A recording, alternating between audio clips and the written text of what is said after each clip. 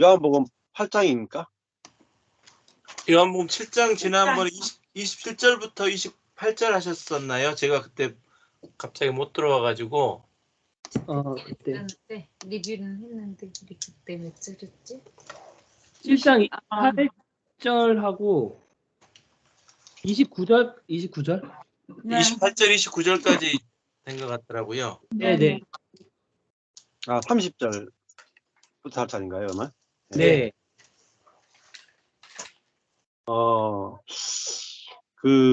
하나님이 쉬게 하실 때는 다 이유가 있어요. 저는 시간이 많았었거든요. 갑자기 사역들이 다 스탑되고, 주일 설교하고, 주중에 목사님들 성경공부하고, 나머지는 다 쉬었어요. 근데 그렇게 되니까 책을 많이 읽게 되더라고요. 노는 시간이 많은데, 야, 왜 많이 놀게 하실까 하면서 알게 된 게 성경을 연구하라 하더라고요. 그러면서 그때 만나게 된 것 중에 하나가 이 키아즘 성경이에요. 그래서 3년을 그때 공부를 하게 된 거예요. 이 저자가 직접 와서 목사님이 가르쳐 주셔가지고.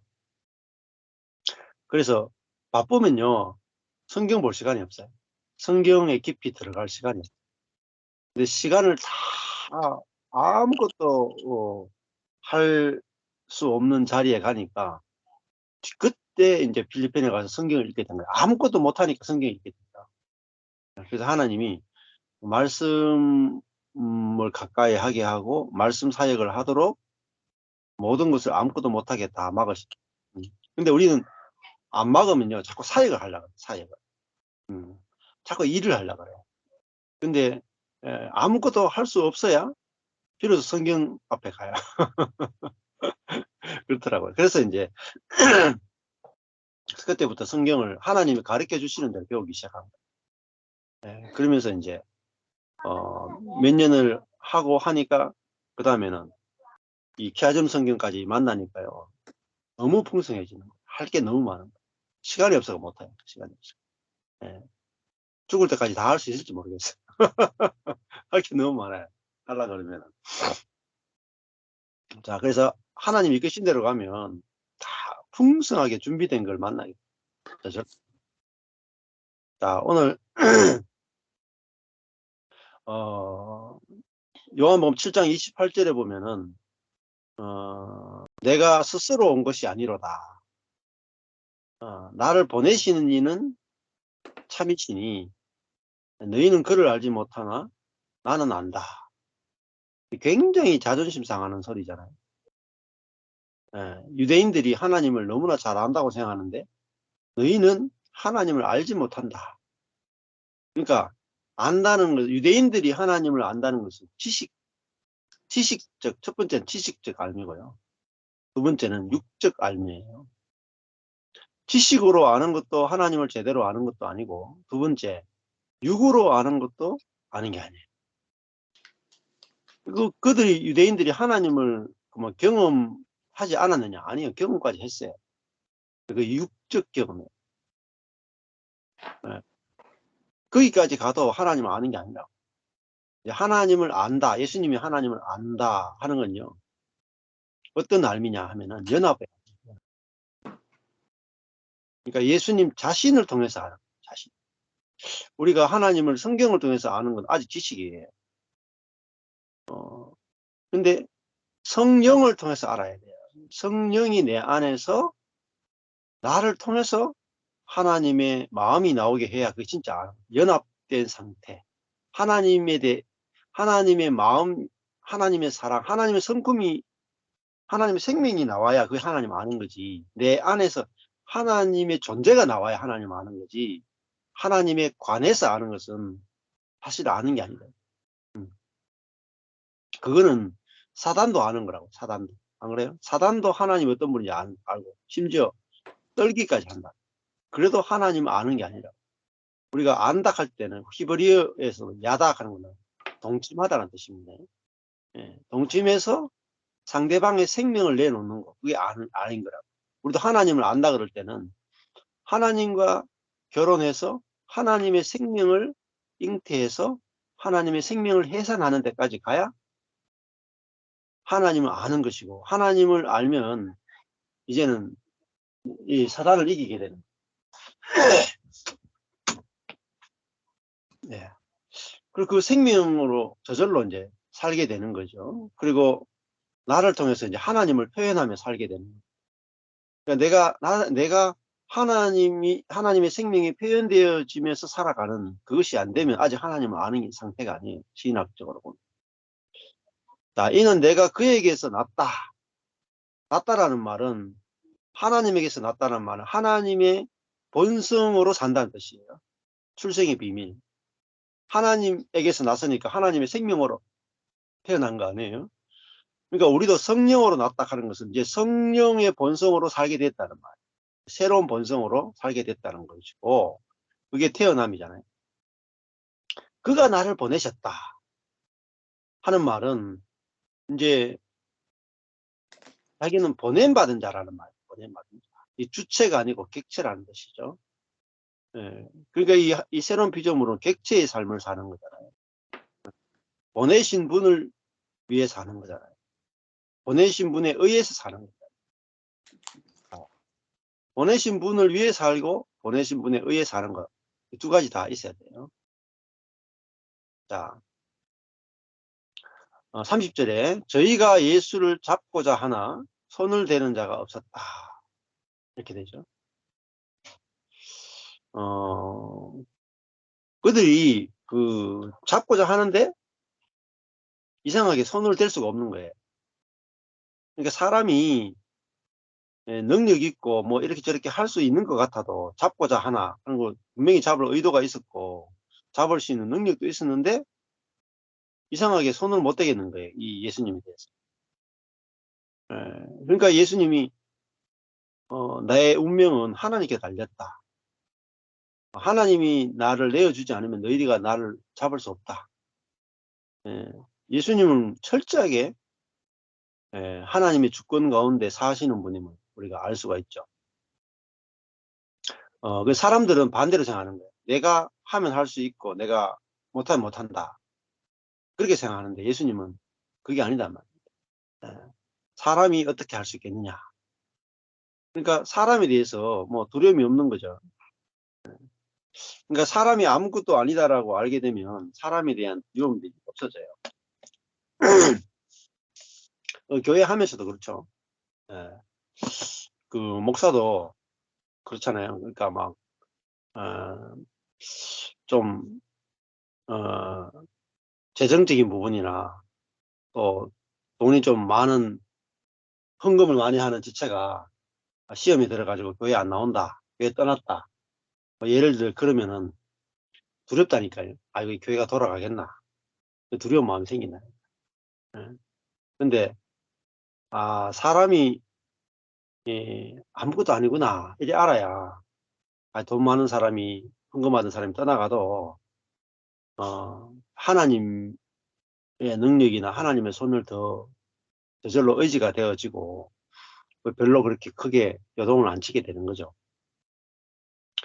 자, 30절에 이는 그의 때가 아직 이르지 아니하였습니까? 왜 이 사람들이 잡고자 하는데 왜 예수님을 잡지 못했느냐? 왜 손을 못 댔느냐? 그의 때가 아직 이르지 않았다. 그의 때가 뭐예요? 십자가의 때잖아요. 십자가. 예수님이 죽음의 시간이 아직 이르지 않았다. 그러니까 이게 하나님의 때잖아요. 하나님의 때가 아니면 아무리 우리가 잡고자 하나 손을 댈 수가 없어요. 또 하나님의 때가 되면 우리가 잡고자 안 해도 잡아지게 됩니다. 그렇잖아요. 그러니까 하나님의 때에 달린 거죠. 그러니까 저도 망하려고 하지 않는데 하나님의 때가 되니까 망하더라고요. 이거 반대는 뭐겠어요? 내가 흥하려고 하지 않았는데 하나님의 때가 되면 흥해요. 그렇죠? 그러니까 망하고 흥하는 것이 내 손에 달리지 않아요. 당신의 손에 달렸고 당신의 때에 달렸어요. 그러니까 망해도 부끄럽지 않고 흥해도 교만하지 않는 거예요. 이게 우리의 안식이고 평안이잖아요. 아, 때가 되면 돼요. 때가 되면. 쉽다니까요, 인생은. 때만 되면 돼. 예. 십자가의 때가 되면 죽게 되는 거예요. 부활의 때가 되면 부활하는 거예요. 아, 우리 손에 달린 게 아니구나. 요셉이 뭐 총리가 되는 게 자기 어떠함으로 된 게 아니잖아요. 감옥에 있다가 때가 되니까 갑작스럽게 총리가 됐다. 가장 낮은 곳에 있다가 가장 높은 곳에 올라갔죠. 감옥이라 하는 십자가에 있다가 가장 높은 부활에 이르렀다. 그러니까 이게 하나님의 세계란 말이에요. 내가 완전히 망하고 가장 낮은 곳에 갔다고 생각했는데 눈을 떠보니까 가장 높은 곳에 있어. 제가 그랬어요. 완전히 그냥 목회가 망하고 어디로 갈지 몰라가지고 진짜 저 감옥에 갇힌 것처럼 감옥에 가면 아무것도 못 하잖아요. 근데 내가 능력도 망하고 지혜도 망하고 목회도 망하고 인생도 망했구나 했는데 복음이 딱 깨달아지는 순간에 내가 가장 높은 곳에 하나님 나를 가장 높은 곳에 두셨구나.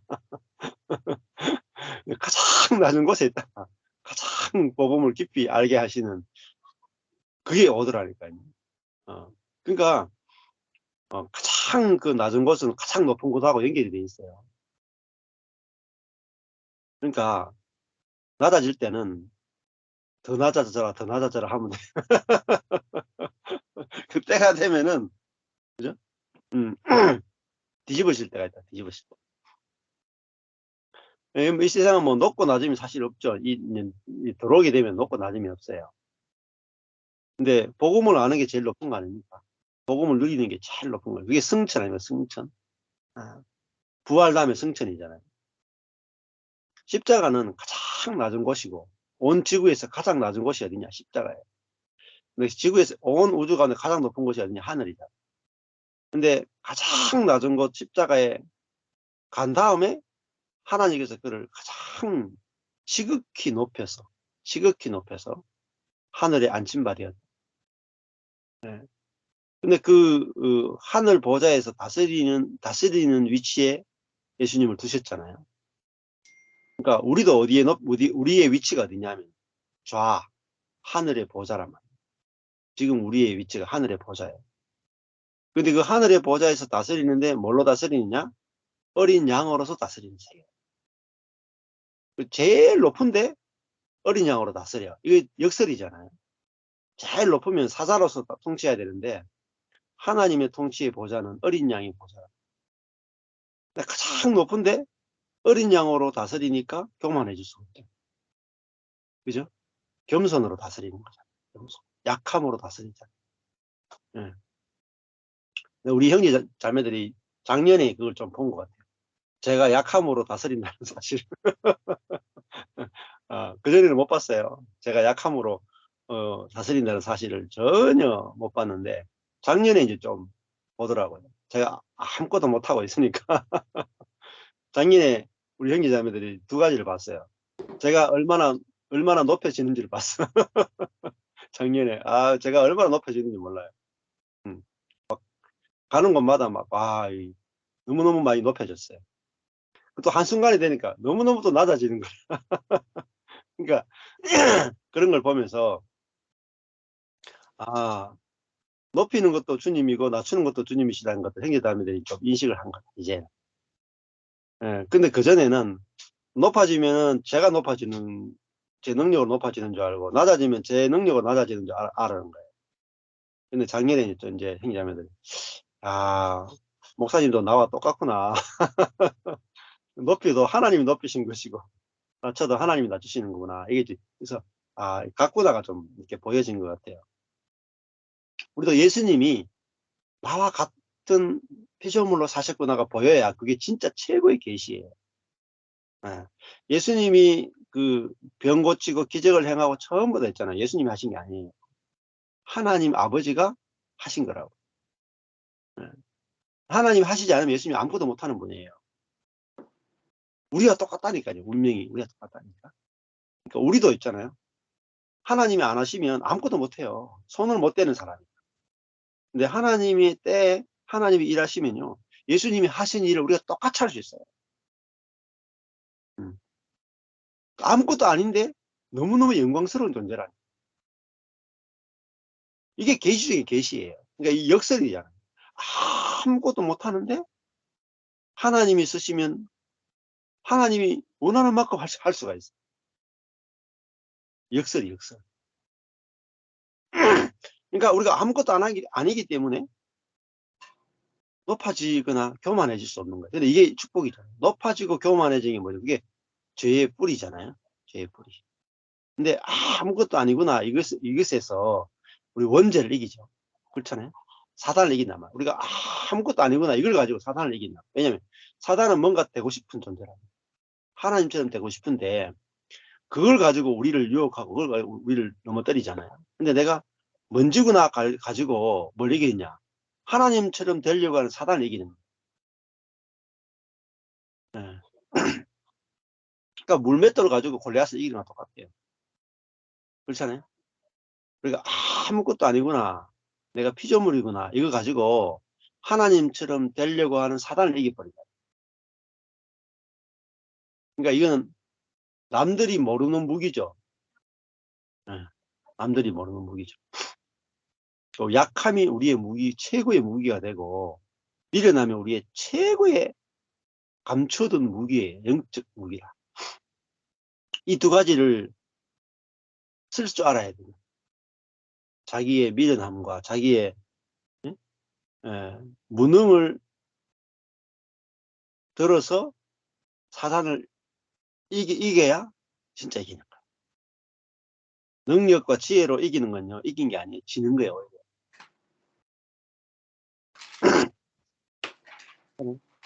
관계도 마찬가지입니다. 부부 관계도 뭐로 이겨야 진짜 이기는 거예요. 상대방을 완벽하게 100% 정복하려면요, 내가 당신보다 무능하다로 이겨야 확실하게 이겨요. 완전하게 이겨버리면. 근데 남편이 아내를 이길 때 내가 당신보다 능력이 있어 가지고 계속 이기려고 하면요, 아내가 절대 안 진다니까요. 그쵸? 아내를 절대 정복시킬 수 없어요. 남편이 내가 아내보다 지혜롭다, 똑똑하다를 가지고 아내를 굴복시키려고 하면 한 번은 이겼다가 한 번은 지고 한 번은 이겼다가 한 번은 지고 이러다. 근데 남편이 아이고 내가 당신보다 지혜가 없는 사람이네. 예, 그거를 내놓을 수 있으면 내 생각이 틀린 애를 내놔야 아내를 이기고 그걸 내놔야 비로소 아내도 남편으로부터 뭘 먹었냐면은 밭이잖아요. 아내가 밭인데 내가 당신보다 지혜로운 게 하나도 없고 내가 더 미련합니다. 이렇게 할 때 아내가 미련합니다라는 말씀을 먹어요. 씨앗을 먹어요. 그걸 먹어야지, 남편으로부터 그걸 먹어야지 남편이 내가 당신보다 미련합니다. 미련함을 내놓으니까 아내가 그걸 먹고 그때야 비로소 아내가 아이고 내가 당신보다 더 미련합니다. 이게 나온다니까. 그래 완전히 정복돼 버려요. 서로가 미련함으로 정복돼 버려요. 그러니까 이 하나님 나라는 신비한 나라잖아요. 신비한. 그러니까 지혜로 정복하는 게 아니라 미련함으로 정복하고 능력으로 정복하는 게 아니라 약함으로 정복하죠. 그게 어린 양의 통치예요. 어린 양. 그러니까 요한계시록의 최고 마지막 종국적인 계시가 뭐냐면 하나님의 보좌가 어린 양의 보좌다. 그러니까 보좌는 통치잖아요. 통치. 하나님의 나라의 통치의 방식은 미련함과 약함이다. 그리고 미련함과 약함이 어디냐면 십자가예요. 그러니까 하나님이 온 천하 만물을 다스리는 하나님의 통치의 방식은 하나님이 미련해지심, 하나님이 약해지심이에요. 그러니까 하나님이 십자가에 달리셨다. 예수님과 연합된 하나님이 예수님 안에서 미련해지셨고 약해지셨잖아요. 그걸로서 온 우주를 통치하시는 거예요. 하나님이 자기의 미련함을 보이시고 자기의 약함을 보이심으로 그 영을 우리에게 주신 거라. 미련해지고 약해지신 당신의 영을 우리에게 주심으로 성령을 받는 자마다 뭘 내놓을 수 있냐면 자기의 미련함과 약함을 이 좋아 보이게 하고 그걸 내놓을 수 있도록 하시는 거예요. 예.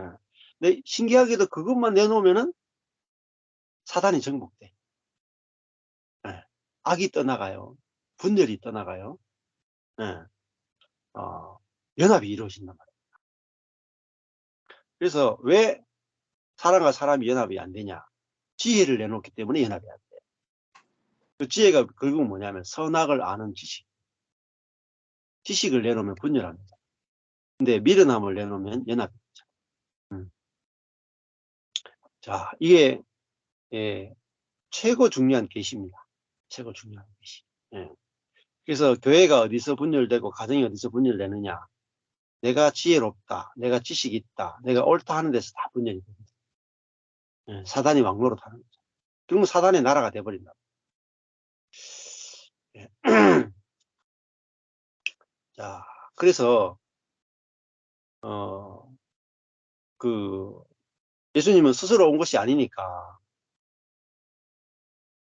스스로 자기 말이 없는 분이에요. 자기 말이 없어요. 그러니까 뭐 하나님 말하게 하시면 말하고 말하게 하지 않으시면 말 안 하는 거죠. 이게 객체의 삶이다 말입니다. 근데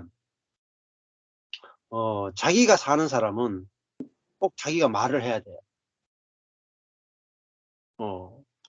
그러니까 모임을 해보면 영으로 하는지 혼으로 하는지 뭐로 알 수 있느냐 하면은 혼으로 깨달은 사람은 꼭 말을 해야 돼요.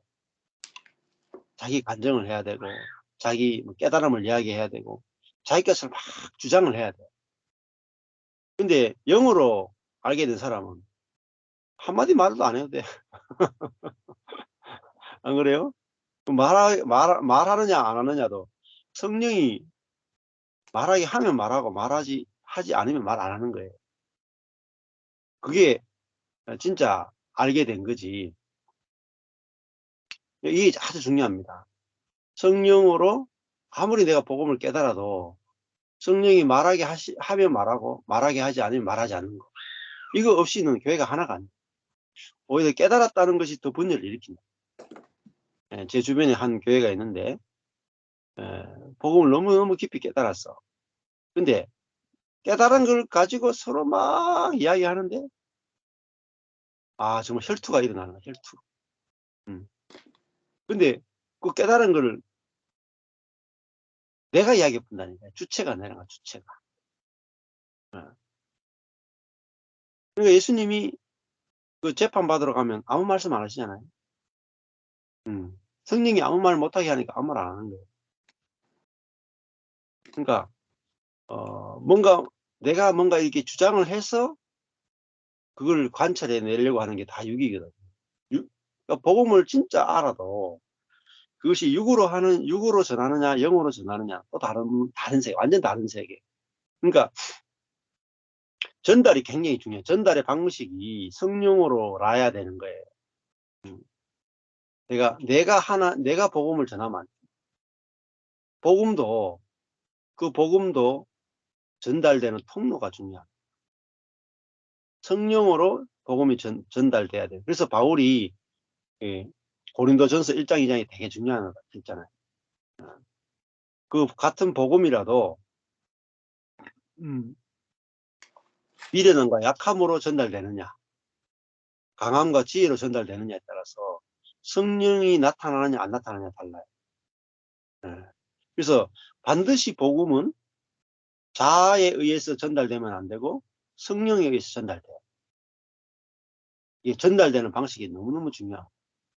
그래서 바울은 약두 심떨, 약하고 두려하고 심이 떨었다. 그걸로만 성령에 의해서 복음은 전달되게 돼요. 그러니까 전도에 미련한 것이. 그러니까 전도에 미련한 것으로 하는 말이 이해를 잘 못해, 사람들이. 전도에 미련한 게 뭐냐면, 미련하다 하는 게 뭐죠? 예. 나는 할 수 없다는 거예요. 나는 할 수 없다. 그 방법으로 복음이 전거돼야 돼요. 자, 이것이 나중에 되면은 교회로 이 복음이 분명하게 안 되면 고린도 교회가 분열이 일어났어요. 분열. 고린도 교회 안에 막 분열이 일어났는데 뭘 몰랐느냐면은 이 복음이 그 성령에 의해서 전달돼야 되는데 그 십자가의 방법으로 전달돼야 되는 거예요. 복음이 올 때 십자가를 통해서 우리에게 왔잖아요. 약함과 미련함을 통해서 우리에게 왔잖아요. 하나님의 약함과 미련함을 통해서 왔잖아요. 그러니까 우리도 복음이 전달될 때는 반드시 약함과 미련함을 통해서 전달돼야 돼요. 그런데 고린도 교회는 강함과 지혜와 자기 주장으로 복음이 전달돼요. 내가 저 교회보다 더 지혜롭다. 내가 저 교회보다 더 강하다. 우리 교회가 저 교회보다 더 낫다로 이김으로 복음을 전하려고 했다. 그러니까 교회가 막 분열되는 거예요. 복음이 정말 전해졌다면 뭘 내놓겠어요? 약함을 내놓고 미련함을 내놓게 되는 거예요. 그러면서 교회와 교회가 연합이 되죠. 부부도 진짜 복음이 오면 내가 상대방한테 뭘 내놓겠어요? 내 약함을 내놓고 내 미련함을 내놓는 거예요. 예. 그럴 때 연합이 되는 거예요. 연합이. 그래서 복음의 어느 부분이 알아서 딱 해도 관계 안에 들어갔을 때 보면은 헷갈린다. 그래서 복음을 계속 로마서만 보면 복음을 다 몰라요. 로마서가 고린도전서까지 가야 사도행전, 로마서, 고린도전서 아주 순서가 너무너무 중요하다니까요. 사도행전, 로마서, 고린도전서 이렇게 하잖아요. 로마서 다음에 반드시 고린도전서를 읽으셔요. 예. 예. 그래야지 그 로마서는 복음 자체를 설명하고 있지만 고린도전서는 복음이 교회 안에서 실행될 때 그 복음 자체로 교회가 어떻게 건축되는지를 이야기해 줍니다. 고린도전서를 못 보면은 로마서까지만 봐가지고는 로마서의 그 복음 가지고 또 싸운다니까요. 네. 자, 그래서 지금 교회사가 다 그래요. 로마서에서 이신칭의를 발견했어요. 믿음으로 의롭게 되는 걸 발견했어요. 그런데 이거 가지고 또 싸워. 그러니까 복음 가지고 또 싸운다니까요. 교회들끼리. 왜 싸우냐 하면 고린도전서를 몰라서. 아무리 그 복음이라도 그 복음을 주장하거나 그 복음 가지고 남을 죽이거나 그 복음 가지고 내가 잘났다로 넘어가면 안 된단 말이에요. 그 복음을 진짜 로마서의 복음은 이신칭의가 뭐예요? 내가 은혜를 믿음으로 구원받는다. 내 잘난 것은 하나도 없다잖아요. 그러니까 내 잘난 것은 하나도 없다를 통해서만 복음이 전달돼야 돼요. 그게 고린도전서라. 그게 약도심들이에요. 근데 내가 복음을 깨닫고 경험하고 나면은 나는 이만큼 복음을 깨달았고 나는 복음을 이만큼 경험했다를 가지고 자기를 자랑해버린다. 자기를 자랑하는 방식으로 복음이 전달돼요. 그럼 어떻게 되느냐? 고린도전서 가면 교회가 분열한단 말이에요. 그래서 바울파, 아볼로파, 게바파, 그리스도파. 고린도전서 12장에 가면은 은사를 가지고 막 교회가 서로 자랑하다가 다 분열됩니다. 그래서 고린도전서 가면은 로마서에서 전했던 모든 로마서에 나타난 복음을 한마디로 딱 줄이면 뭐로 가느냐면은 고린도전서 1장에 가면은 내가 십자가에 못 박히신 그리스도 외에는 전하지 않게 됐다. 십자가의 도, 이렇게 말하면 십자가의 도, 십자가의 가르침. 그러니까 미련하고 약해지신 그리스도만 전한다. 미련하고 약해진 그 그리스도가 어디 계시냐? 여러분 안에 계신 그리스도는 미련하고 약해진 그리스도라고. 그분의 영이다. 여러분 속에 미련하고 약해진 십자가의 그리스도가 계시다면 여러분 속에서는 뭐가 나오냐? 십자가의 그리스도가 나온단 말이에요. 여러분 속에 정말 그리스도의 영이 계시다면 여러분 형제 앞에서 미련함을 내놓을 수 있어야 되고 약함을 내놓을 수 있어야 된다. 저절로 나오게 돼 있단 말이에요. 그래서 십자가에 못 박히신 그리스도만 전한다. 이 말은 기적을 행하고 능력을 행한 그리스도를 전하는 게 아니에요. 이 죽은 자를 살리고 병 고치고 한 그 그리스도를 그것도 있지만 그것만 전하면 안 된다. 그건 부차적인 거예요. 그래서 사도 바울이 능력을 행하신 그리스도를 전하는 게 아니라 약해지신 그리스도를 전합니다. 그죠? 병 고치고 죽은 자 살리는 것이 능력이 있는 그리스도잖아요. 네? 근데 기독교는 병 고치고 죽은 자를 살리신 능력이신 그리스도를 전하는 게 아니에요. 그것을 전하는 게 사실은요, 위험해요. 우리가 전해야 되는 진짜 그리스도는요, 십자가에 못 박히신 그리스도예요. 그 뭐죠? 무능하신 그리스도랍니다. 미련하신 그리스도랍니다. 이 그리스도가 그리스도의 핵심이라. 근데 이 그리스도의 생명이 우리 속에 들어와서 하는 거야. 그래야 우리가 뭐가 나오냐? 내가 미련합니다가 좋아 보이고, 내가 약하다가 좋아 보이고, 그것이 내 안에서 새 사람은 미련하고 약한 것을 좋아 보여서 그걸 내놓을 수 있는 사람. 그럴 때 교회가 건축되는 거예요. 교회 언제 깨집니까? 자기 잘난 거 자랑하다 깨지죠. 잘난 거 자랑하다. 근데 약한 것을 내놓고 잔치가 벌어져요. 그게 어린 양의 잔치예요. 어린 양의 혼인 잔치. 어린 양들은 뭐예요? 내놓을 게 약한 밖에 없어. 약한 밖에. 그런데 잔치가 벌어져요. 이게 천국 잔치란 말이에요. 그러니까 은혜의 잔치죠. 은혜. 하나님을 자랑하는 잔치가 벌어집니다. 근데 교회가 잘못하면은 우리를 자랑하는 인간의 어떠함을 자랑하는 곳이 돼버리면은 잔치가 끝나버린다. 그렇잖아요.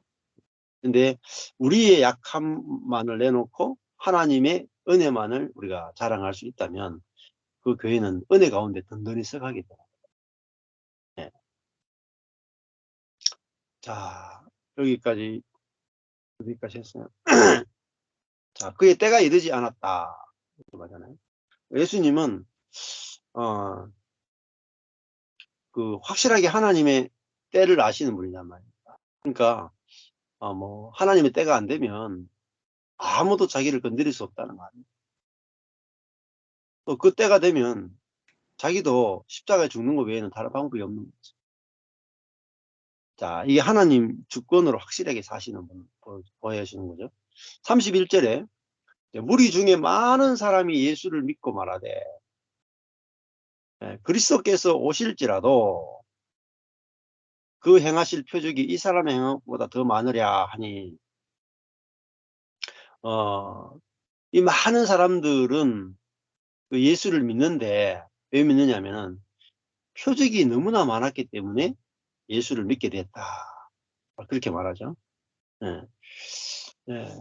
그래서 또 표적을 본 사람들은 근데 결국은 요한복음에는 이제 7개의 표적이 나와요. 근데 이 사람들은 그 표적이 속에서 그냥 능력만 본 거예요. 능력. 예수님이 막 병자를 고치고 막 오병의 기적을 행하고 그 능력만 본 거죠. 근데 그 능력이 의미하는 바는 또 못 봐요. 그 오병이의 기적은 예수님이 땅 5개와 물고기 2마리로 5,000명을 먹일 수 있는 능력이 있는 분이다. 능력이 있으니까 그리스도다. 이 능력으로 우리를 로마로부터 해방시켜줄 그리스도라고 믿었죠. 근데 그 믿음은 잘못된 믿음이다. 능력을 본 거죠.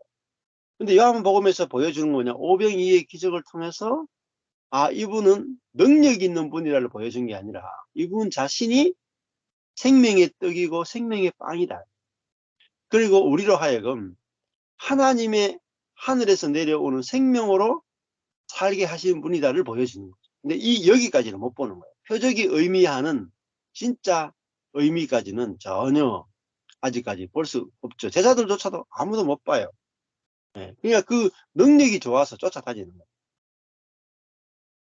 자, 그래서 그들이 믿음조차도 올바르지 못한 그런 상태죠, 아직까지.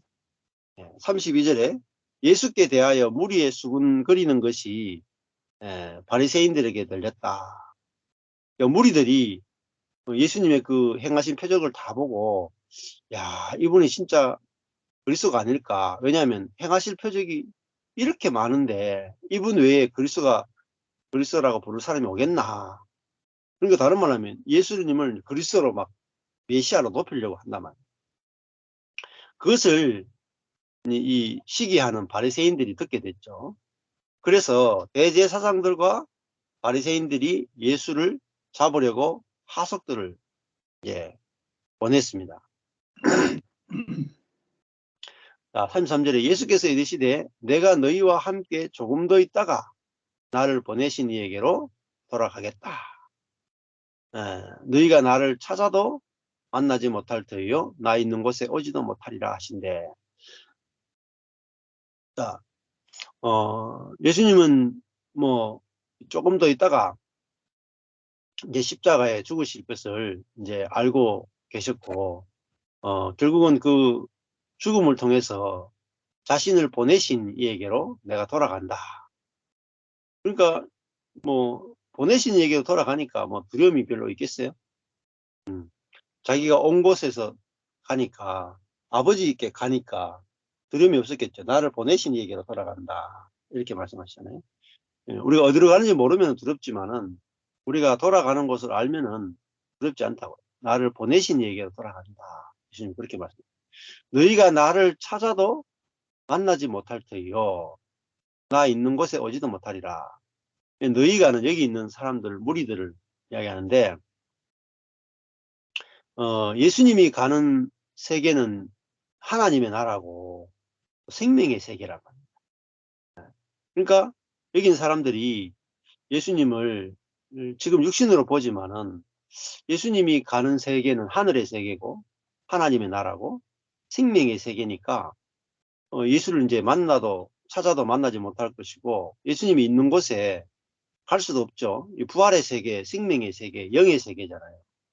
그러니까 이들은 지금 예수님이 어떤 분인지도 모르고, 또 예수님이 어디로 가는지도 모르고, 또 예수님이 십자가로 왜 가는지도 모르고, 예수님이 부활의 세계로 들어가는지도 전혀 모르니까 나 있는 곳에 오지도 못한다. 그렇게 말씀하셨죠. 그래서 예수님이 어디 계시는가? 결국은 하나님 나라에 있고 영의 세계에 있다. 그렇게 볼 수 있죠. 근데 이들은 아직 이제 그 육의 세계에 붙잡힌 바 되어 있으니까 예수님이 어떤 분인지를 모르니까 같이 갈 수가 없는 거잖아요. 근데 우리 예수님을 정확하게 알아야 예수님이 있는 곳에 우리도 있는 거예요. 예수님이 이렇게 사셨구나. 예수님이 자기로 산 게 아니라 성령으로 사셨구나 하면 예수님이 있는 곳에 우리도 있는 거예요. 예수님이 그냥 알아진다니까요. 우리 예수님처럼 살아야 예수님이 다 알아져요. 예수님 어떻게 사셨구나. 예수님 이렇게 사셨겠네. 다 알아지는 거예요. 예수님 마음도 알아지고, 예수님의 모든 것들이 다 알아진다. 자, 35절에 이에 유대인들이 서로 묻되 이 사람이 어디로 가기에 우리가 저를 만나지 못하리요. 자, 이게 장소적인 개념으로 이들은 생각을 했답니다. 예수님은 장소적 개념이 아니고 다른 세계를 말합니다. 나 있는 곳 하는 것은 죽고 또 자아가 죽으면 뭐예요? 어디로 가요? 부활로 갑니다. 그리고 어디로 가요? 하늘에 올라가잖아요. 그러니까 자아가 죽으면 하나님과 연합의 세계에 들어간다면 완전한 하나됨의 세계에 들어간다. 이들은 하나님과 하나 되는 세계를 모르니까 장소를 생각하는 거죠. 이 사람이 어디로 가기에 우리가 저를 만나지 못하리요. 헬라인 중에 지금 신앙도 그래요. 하나님과 저도 그랬어요. 하나님은 하나님이고 나는 나다. 하나님은 하늘에 계시고 나는 땅에 있다. 이렇게 생각할 때는 연합의 세계를 전혀 몰랐어요. 하나님이 내 안에 들어와 사시는 세계를 몰랐단 말이에요. 이게 하나님과 내가 연합하는 세계, 있는지도 몰랐다. 그런데 이게 부활의 세계거든요. 하나님과 사람이 연합하는 세계. 이게 부활의 세계. 그래서 하나님의 생명으로 사는 세계. 이게 부활의 세계인데, 이거는, 옛사람으로 사는 사람은 전혀 갈 수도 없고, 전혀 볼 수도 없고, 전혀 알 수도 없어요. 근데 내가 죽고 그리스도가 사는 이 세계가 있단 말입니다. 그래서 이거는 경험하고 사라져야 아는 세계지, 그전에는 알 수가 없어요. 그냥, 죄 용서받고 그리스도인으로서 산다 이래도 이 세계는 전혀 알 수가 없어요. 예, 유대인들이 하나님을 성경을 통해서 너무 잘 알고 경험해도 아직 자아로 사는 세계니까 죽고 거듭난 세계를 전혀 알 수 없답니다. 자, 그러니까 아까 치면은 끌려가는 세계를 알 수 없는 거예요. 하나님의 손에, 예수님처럼 하나님의 손에 끌려다니면서 하나님이 예수를 통해서 나타나는 이 세계를 전혀 알 수 없었던 것처럼, 저도 복음을 딱 깨닫고 나니까 제가 도사처럼 우리 지체들이 그렇게 느꼈다 그러잖아요. 예. 본인들하고 너무 다르니까, 다르게 사니까, 도사처럼 하니까. 예. 예, 너무 열심히 일하는 사람이 일 안 하고 그냥 노니까. 예. 다른 세계죠. 올 수가 없죠. 왜냐하면은 자아의 죽음을, 자아는 거짓이구나를 본 사람만이 들어올 수 있는 세계니까 들어올 수가 없는 거죠. 자, 그래서 예수님이 어디로 가는가? 헬라인 중에 흩어져 사는 자들, 이게 디아스포라죠. 헬라인 중에 흩어져 사는 유대인들에게로 가서 헬라인을 가르칠 테인가? 그러니까 유대인들, 흩어진 디아스포라를 가르치려고 이제 여기서 이 유대 땅을 떠나가지고 로마에 있는 유대인들을 가르치기 위해서 그들에게로 가려고 하는가? 다시 못 만나다 그러니까 그 생각밖에 못 하잖아요. 이 유대 땅을 떠나서 로마에 흩어진 유대인들에게 가서 선지자로서 살 것인가? 그래서 우리 보고 못 만난다 하나? 오지도 못한다 그러는가? 이렇게 생각합니다. 나를 찾아도 만나지 못할 터이요. 나 있는 곳에 오지도 못하리라 한 이 말이 무슨 말이냐 하니라. 예수님은 장소적 개념이 아니라 예수님이 있는 곳, 이게 나 있는 곳이 어디냐 하면은 결국은 하나님과 예수님이 연합해 있는 하늘의 세계잖아요. 연합의 세계잖아요. 이 말을 알아들을 수 없는 거죠. 다 의문이잖아요. 지금도 많은 그리스도인들이 나 있는 곳이 어딘지 모른다. 예수님이 어디로 가셨는가 모른단 말이에요. 네. 자, 이 부활의 세계, 죽고 부활한 그 부활의 세계를 우리가 알아야 예수님이 이 말씀이 다 이해가 되는 거죠. 자, 여기까지 오늘 하시면 될 것 같네요. 예. 자,